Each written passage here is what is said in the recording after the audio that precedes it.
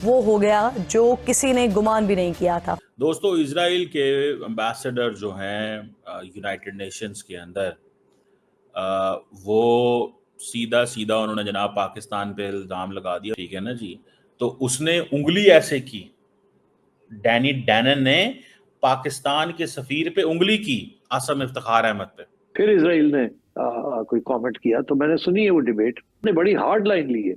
आपको क्या लगता है कि क्या वो वाकई में ऐसा करते रहेंगे और क्या ये स्टेप ठीक होगा उनका कि उन्हें जहां उनका मन कर रहा है, जहां पे मूड हो रहा है वहां पे वो जाके अटैक कर रहे हैं? इजराइल जो है वो बिल्कुल जिसे कहते हैं कि एक जो बेलगाम जो घोड़ा है उसकी तरह उसकी अब सूरत हाल हो गई है।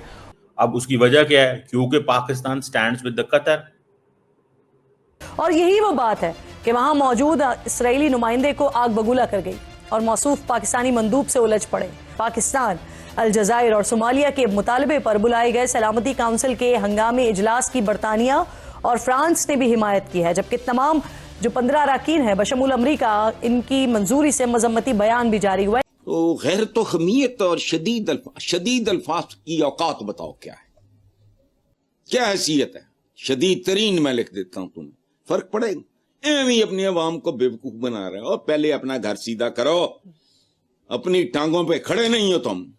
बातें बड़ी बड़ी जज्बा ईमानी, गैर तो हमीयत, केड़ी गैरत केड़ी हमीयत। हेलो दोस्तों, स्वागत है आप सभी का एपी ज्ञान चैनल पे।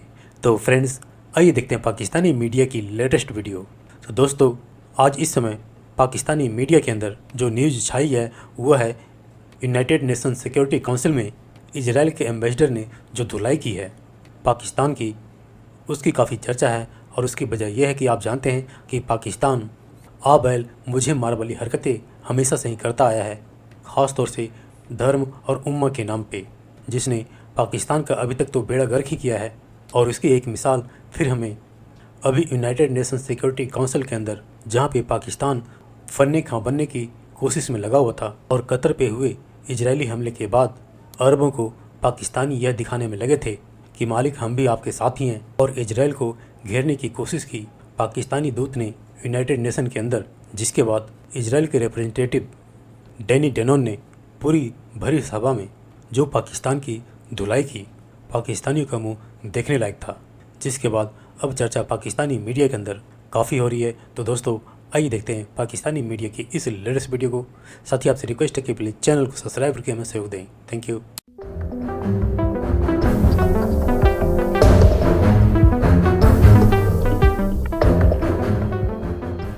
आज अक़वाम मुत्तहिदा की सलामती काउंसिल इजलास में कतर पर इसराइली हमले की मजम्मत करते हुए कशीदगी में कमी पर जोर दिया गया है। पाकिस्तान अलजायर और सोमालिया के मुतालबे पर बुलाए गए सलामती काउंसिल के हंगामी इजलास की मंजूरी से मजम्मती बयान भी जारी हुआ है, लेकिन मुश्तरका मजम्मती बयान में इसराइल का जिक्र नहीं किया गया। अलबत्ता पाकिस्तान ने, कतर ने और मिस्र ने अपनी अपनी तकारीर में दोहा पर इसराइली हमले की न सिर्फ शदीद मजम्मत की है, बल्कि गजा में इसराइल की जानिब से फ़लस्तीनियों की नस्ल कुशी पर भी आवाज़ उठाई है।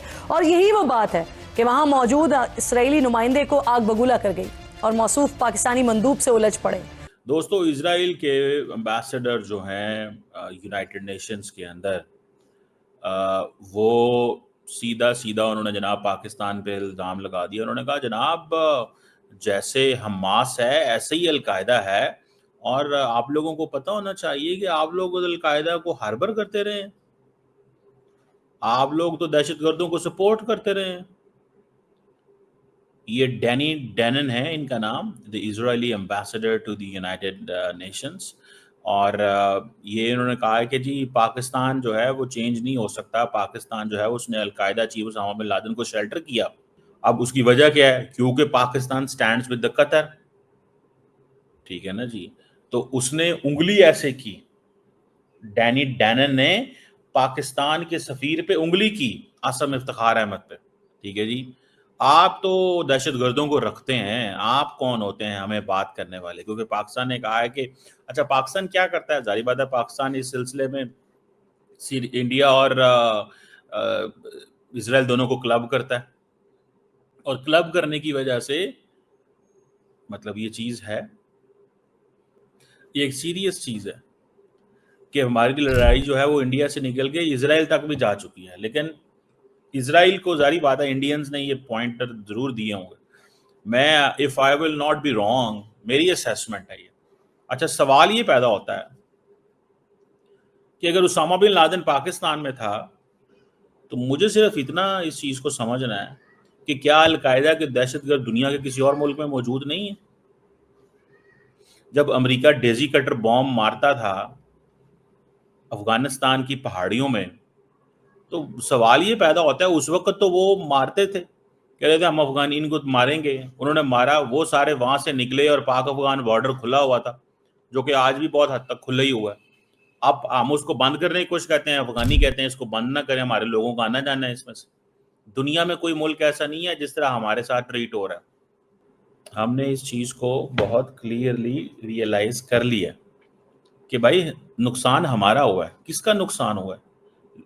मैं आपको सबसे इंपॉर्टेंट बात बताऊं जो मैं अक्सर कहता हूं, 2003 से लेके एंड देन 2025 इंडिया को अनइंटरप्टेड मौका मिला ग्रोथ का, और पाकिस्तान किस चीज में मसरूफ हो गया? दहशतगर्दी, war and terror, TTP, BLA.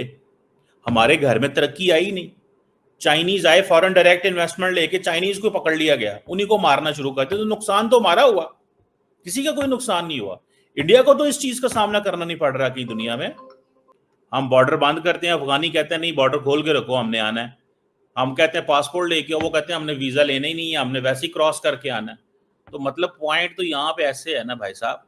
और पाकिस्तान को वो कहते हैं जी इंटरनेशनल लॉ की, पाकिस्तान कहता है इजराइल ने इंटरनेशनल लॉ की, वो कहते हैं जी तुमने इंटरनेशनल लॉ की वायलेशन की। अच्छा, सवाल ये पैदा होता है, हर मुल्क ने एक साथ बनाया हुआ है, पाकिस्तान के अंदर 90,000 बंदा मार गया, पाकिस्तान जो है वो कोई इस तरह की जो आइकॉनिक चीज एस्टैब्लिश नहीं करता। ठीक है, एपीएस में जो अटैक हुआ था दैट इज देयर, उसकी हमें जो है वो समझ आती है, but the point here is कि एपीएस अटैक को क्या आपने This council adopted resolution 1373. It said plainly, no state may harbor terrorists. No state may fund them. No state may give them safe haven.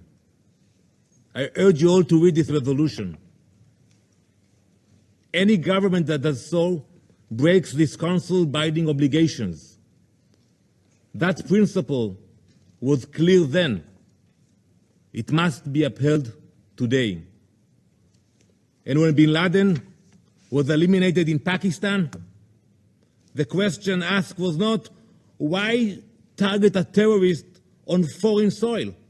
No one asked that question. The question was, why was a terrorist given shelter at all? The same question must be asked today. There was no immunity for bin Laden, and there can be no immunity for Hamas.